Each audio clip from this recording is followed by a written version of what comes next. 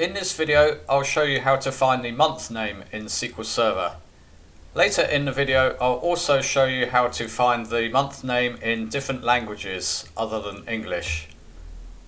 The first thing we need to do is to find today's date, and we can easily achieve this using the getDate function.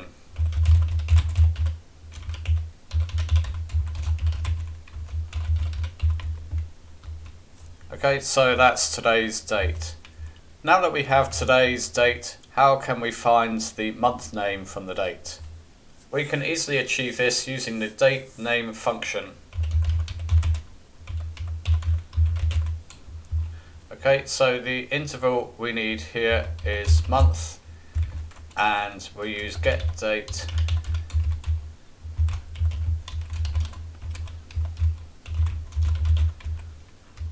And this will work. So let's return the month name is February. So to find month name, you can simply use DATENAME and you can pass in month as the first parameter. Second parameter, you can pass in getDate if you want today's date, and you can pass in any date. It can be from a column value or anything. I should just point out there is a month function. Get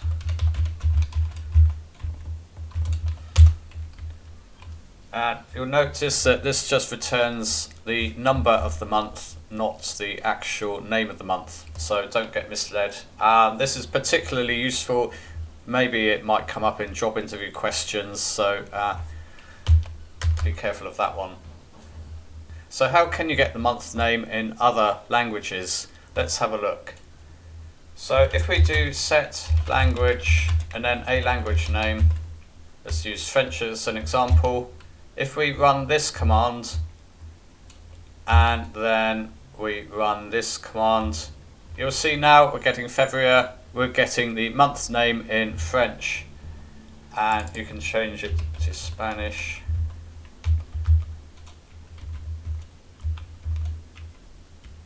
And okay, so that's the month name in Spanish. If you get stuck, just be aware that all the error messages, all the error messages will also appear in the language you specified. If you don't understand what they're saying, then you can set it back to English as well. You don't have to put the language names in quotes. This will also work to set it to Spanish, but just be aware that there are languages, British English and Chinese simplified, that have spaces in their names. This should work.